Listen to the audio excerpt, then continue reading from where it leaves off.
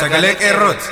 Sagaleen qeerroo torbaanitti guyyaa 3 diddaa uummata Oromoo fi saboota cunqurfamoo impaayera biyyattiin mara akkasumas shira mootummaa abbaa irree wayyaanee kan gabaasu. Kun sagalee qeerrooti.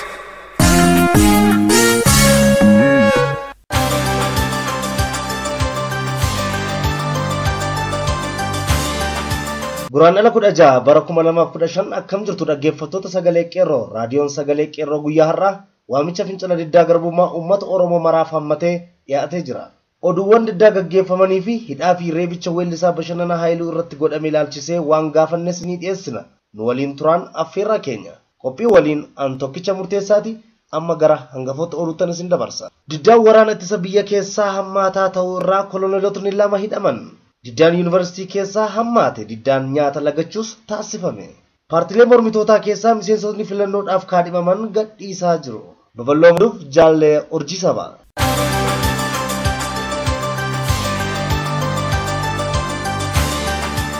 Diddaan waraana ittisa biyyaa impaayera Itoophiyaa keessatti jabaachuudhaan itti fufe. Ilmaan Oromoo waraana ittisa biyya keessaa hojjetan Oromummaadhaan ajjeefamuu hin qabnu. Olaantummaan seeraa saba hundumaa irratti hojjechuu qaba. Nuyi yeroo hundaa ajajamtuu taanee hin jiraannu jechuudhaan gurraan dhala 15 bara 2015 ganamarraa kaasuudhaan diddaa nyaata lagachuudhaan kan eegalan gara hojiitti bobba'uus didanii jiran. Waraana ittisa biyyaa kibba baha naannoo Ferfer jedhamu hojjechaa kan turee fi yeroo ammaa kana bakka Shillaaboo jedhamutti hojii irratti kan argamu koloneel Abdallaa Caalchisaa hiriyyaa isaa Takattalaachoo jedhamu waliin mana hidhaatti darbatamuu isaaniis hoomaan waraanaa kun gaaffii nuuf haa gadhiifamanii gaafatanii jiran. Kunis baha biyyattii keessatti jeequmsa olaanaan waraana keessatti mudachuurraa miseensotni waraana ittisa biyyaa meeshaa guutuudhaan baduu irratti argamu. Haala kanaanis miseensotni 8 waraana baha keessaa miliqanii jiran. Haaluma wal fakkaatuun waraana ittisa biyyaa kaaba biyyattii naannoo Humaraa, Adigraatii fi Matamaatti gaaffii abbaa biyyummaa eegalameen ilmaan Oromoo akkuma baay'ina keenyaa murteessuu qabna jechuudhaan diddaa dhageessisanii jiran. Haalli kun jeequmsa kan uume yommuu ta'u, miseensota waraana ittisa biyyaa naannoo Matammaa 3, naannoo Humaraa 6 waliigalaan 9 kan rukutaman yommuu ta'u, miseensotni 4 ajjeefamanii jiran. Gurraan dhala 15 bara 2015 galgalaa fi gurraan dhala 16 bara 2015 miseensotni 13 meeshaa guutuudhaan miliqanii jiran. Diddaan waraana keessaa kan hammaate dhiha Oromiyaa naannoo Gohaa jedhamee beekamutti xiyyaarri shaakalli humna qilleensaa naannoo kanatti itti dhukaafamuudhaan bakka qubachuu qabdu osoo hin dhaqqabin gubattee jirti. Xiyyaara shaakallii kana irratti miidhaan kan dhaqqabe yommuu ta'u, leenjiin waraana humna qilleensaa keessaa akka dhaabbatu dirqamni kennamee jira. Yuunivarsiitiilee Oromiyaa keessatti waraanni mootummaa wayyaanee barattoota tiksaa jira. Yuunivarsiitii Haramaayyaa, Amboo, Dirradawaa, Adaamaa, Madda Walaabuu fi Arbaa Minci keessatti diddaan barattootaa filannoo dharaa kana dura dhaabbachuuf jabaatee ka'uu mala. Sodaa jedhurraa humni federaalaa yuunivarsiitiilee keessa qubatee jira. Mootummaan wayyaanee haala kanaan diddaa uummataa fi barattoota irraa mudachuuf malu dura dhaabbatus yuunivarsiitii Adaamaa, Amboo fi manneen barnootaa Kaachis, Gudarii fi kanneen biroo keessatti barattoonni diddaa nyaata lagachuu geggeessaa jiran. Yeroo ammaa kana ergamaa TPLF kan ta'ee fi koree hojii raawwachiistuu TPLF kan ta'e Abbaa Itsaayee maaster pilaanii Finfinnee dura humni dhaabbatu kamuu hin jiru. Kan dhaabbatu yoo jiraate tarkaanfii irratti fudhanna jechuudhaan OPDO dabalee doorsisuu irraa diddaan daran dhageessifamaa jira. Barattoonni, qotee bulaan, uummatni Oromoo waliigalli diddaa daran jabeessuudhaan hiriira mormii akka geggeessitan sagalee qeerroo waamicha dabarse. Filannoo dharaa keessaa paartileen mormitootaa bahuu fi dhiibamuun itti fufe. Haala kanaanis miseensotni Samaayaawii paartii, Andinet paartii fi Madarak heddumminaan filannoo dharaa gadi dhiisuudhaan kanneen kaadhimaman gadhiisuu irratti argamu. Mootummaan wayyaanee filannoo dharaa kanatti milkaa'uu akka hin qabnes uummatni tumsa barbaachisu akka taasisu waamicha taasisna. Oduun keenyarraa kanuma oolmaa gaarii.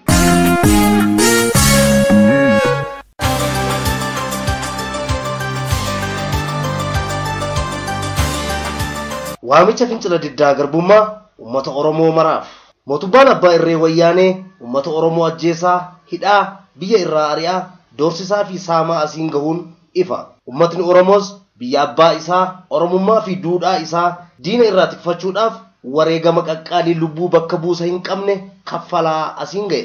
Bara 2014 ji'a Eebilaa fi Caamsaa keessa ammoo addatti uummatni Oromoo gamtaan ka'uudhaan humna isaa diinatti duwwaa osoo hin taane addunyaatti mul'isee jira. Kun uummatni Oromoo gamtaadhaan kaanaan uummata biyya abbaa isaa yeroo muraasa keessatti gonfachuudhaan bilisummaa fi walabummaa Oromiyaa mirkansuu ta'uu ragaa bahee jira. Haa ta'u malee gochi farrummaa wayyaanii daran jabaate malee waan xiqqaate yookaan hafe tokko illee hin jiru.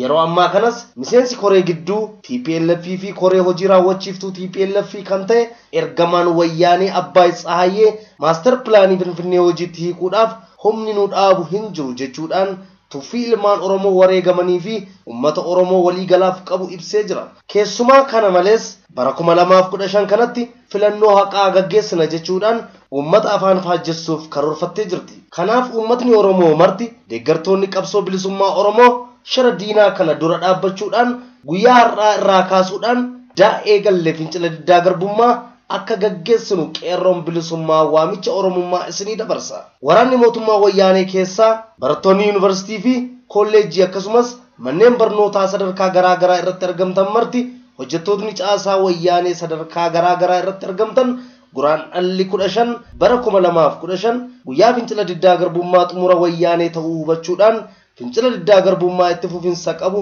akka gaggeessan jabeessinee dhaammanna. Kan murteeffatetu bilisa ba'a. Injifannoo uummata Oromoof gadaan gadaa bilisummaati. Qeerroo bilisummaa guraandhala 2015.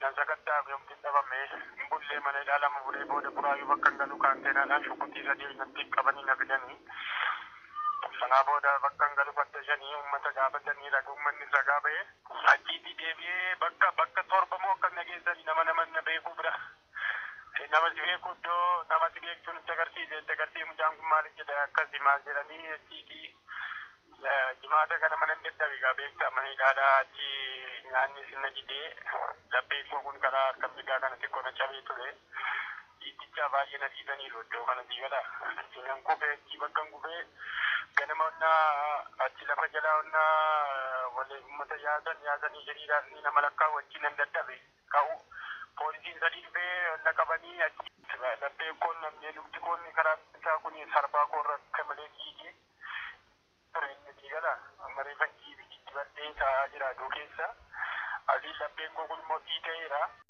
abaa jabeessa waqti abadeessa gashee facaasa lafee shee bobeessa akka jirtan mara gahaa barbadeessa abaa jabeessa waqti abadeessa gashee facaasa lafee shee bobeessa akka jirtan mara gahaa barbadeessa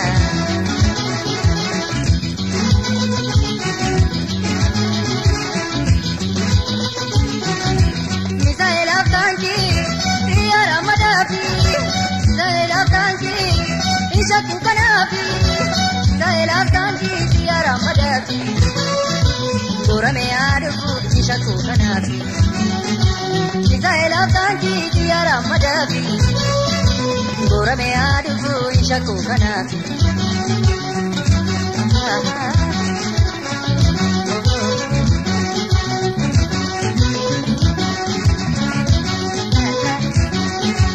Abao jabeessa.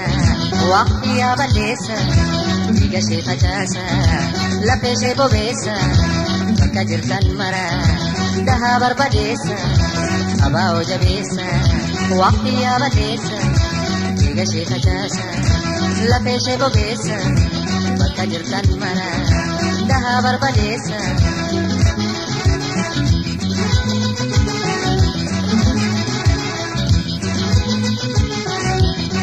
Itirabu, wambi nakaboka. Utu itirabu, rasad nakaboka. Wabuki waboka pamurna. Isa kesa dema isodane taka. Utu itirabu, rasad nakaboka. Isa kesa dema isodane taka.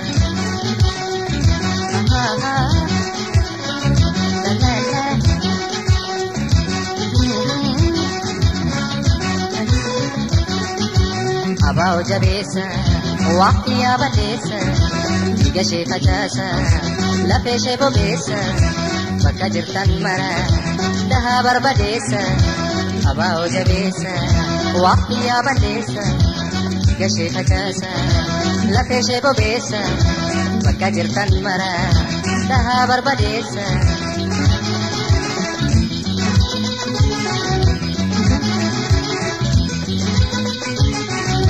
Balasa balatu, balasa balatu, balasa balatu, balasa balatu. Wabonu kujra bola ke kotatu, yo abaonu pe batu ke baratu. Balasa balatu, balasa balatu, wabonu kujra batu ke baratu.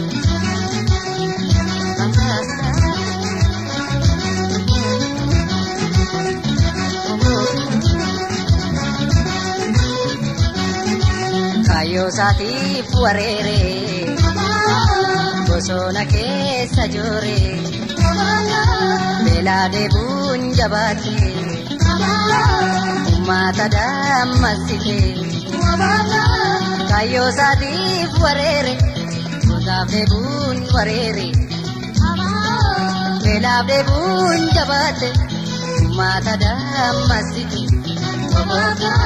ubab jabi sodane alkango ya danjane kayo satif warere bosona keessa jore roba jabi sodane alkango ya danjane roba jabi sodane alkango ya danjane jajabe ko jabatu bele summa gompatu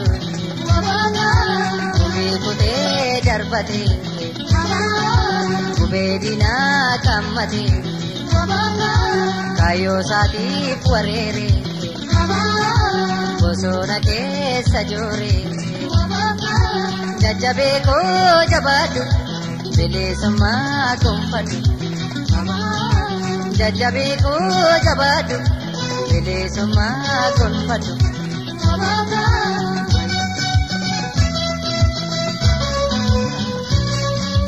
Egaa dhaggeeffattoota keenyaa qophiin keenyaarraa kanumaan raawwata.